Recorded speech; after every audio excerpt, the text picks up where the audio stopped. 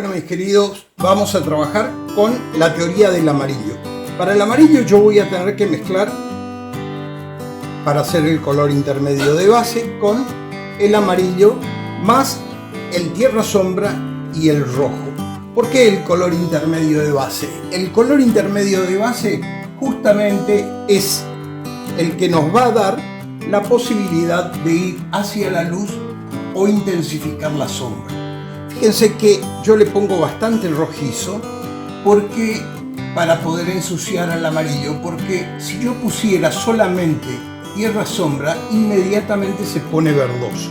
Entonces vamos a intensificar el degradé hacia la sombra con rojo y tierra sombra, pero mucho más rojo, porque de esa manera también, como los cálidos se potencializan a la sombra, virando hacia el color cálido, entonces aún más cálido se pone cuando nosotros ponemos un poquito más de rojo. Voy trabajando con la misma neutralidad, pero siempre haciendo un degradé desde la luz.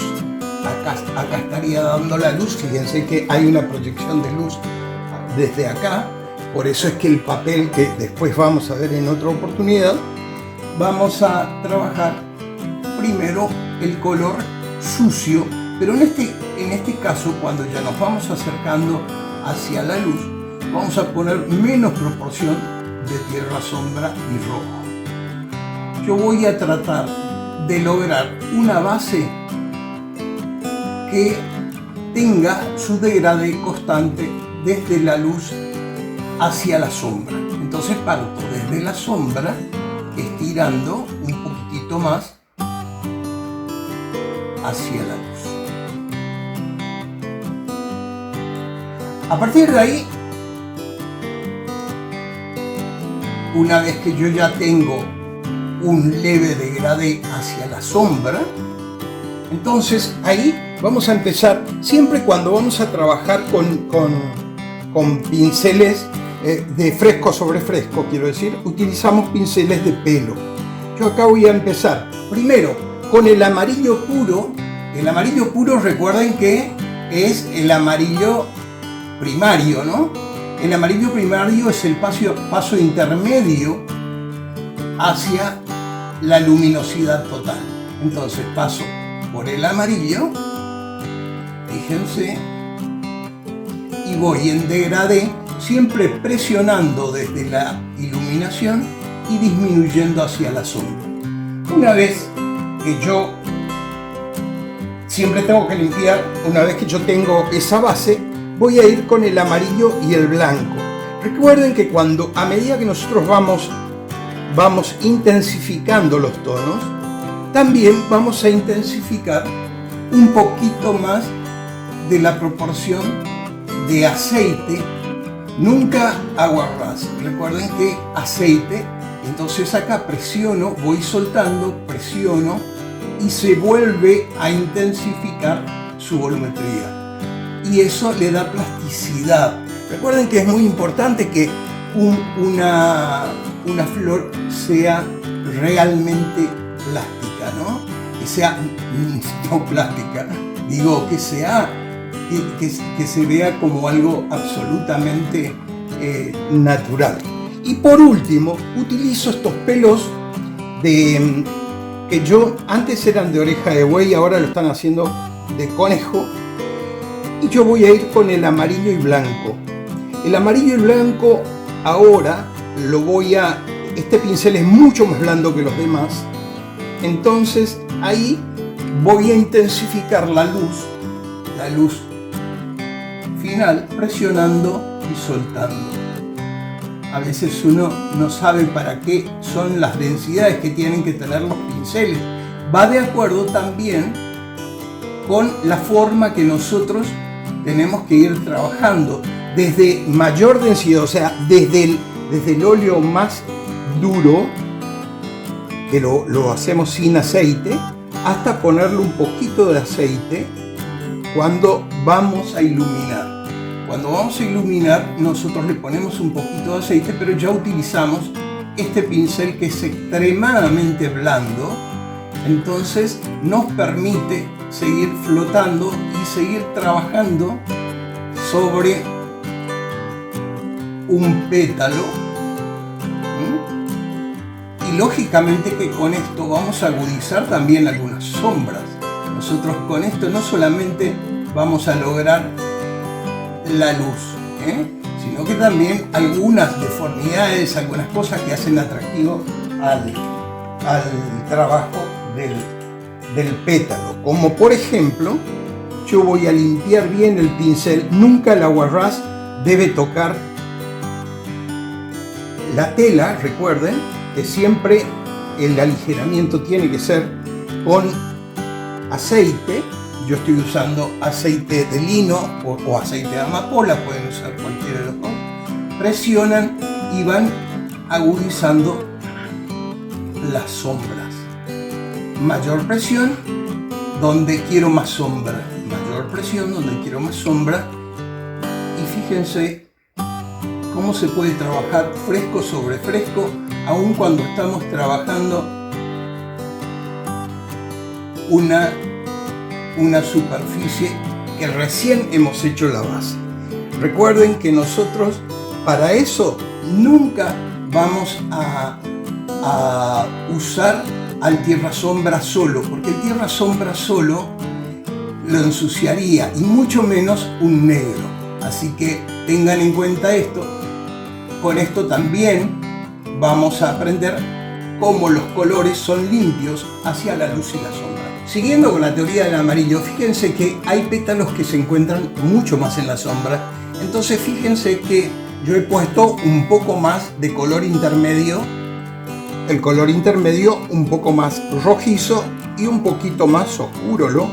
Cuando yo digo rojizo es el tierra sombra más el rojo, ¿no? Voy dando la primera intención de volumetría, presionando con la sombra, voy agregando rojo y tierra sombra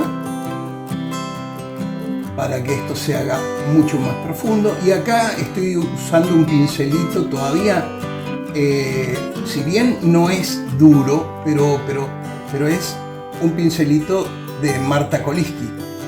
Entonces presiono, fíjense, en la sombra y voy disminuyendo para que esto haga su volumen, tenga su degradé en forma constante hacia la luz. En este caso, donde ya invade la proporción de rojizos, entonces para poder iluminar, si bien se va a ver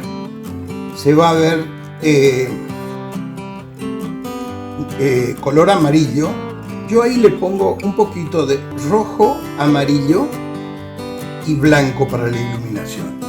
Presiono, fíjense que igual se ve amarillo, presiono, lo que pasa es que se va a notar un amarillo un poco más rojizo que el que yo mostré en la parte donde se ilumina un poquito más, que es la parte de mayor intensidad lumínica.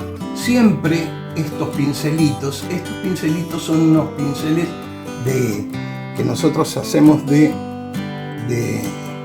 conejo. Estos pinceles tienen la particularidad, acá lo que estoy haciendo es humedeciendo con un poquito de aceite de lino. Entonces, lo que tiene la particularidad es que son tan livianitos que nosotros suaves, son como los pelos que se utilizan para el mop. Entonces presiono y voy en disminución. Acá lo que pasa es que se hace con pinceles redondos, porque eso nos da un poco más de posibilidad de seguir trabajando sin esperar que se seque. Obviamente esto también lo podríamos hacer por medio de veladuras, pero como yo soy un tanto ansioso, un tanto por no decir una barbaridad, entonces yo voy haciendo casi todo fresco sobre fresco y voy casi resolviendo. Si algunas intensidades nosotros queremos dar, a veces podemos esperar y hacerlas con veladuras. Y para eso sí ya utilizamos un pincel redondo. Pero yo acá voy trabajando, no bordeando. Recuerden que nosotros no, en la pintura clásica no se bordea nada. Nosotros vamos a tener que lograr la separación de un pétalo con el otro mediante la teoría de volumen. Nunca bordear.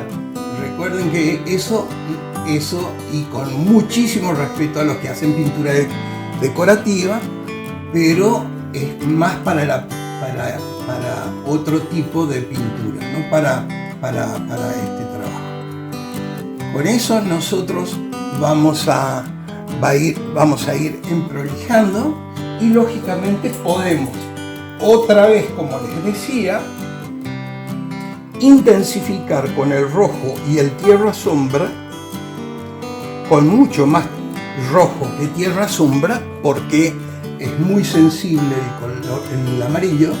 Entonces intensificamos también hasta las sombras proyectadas.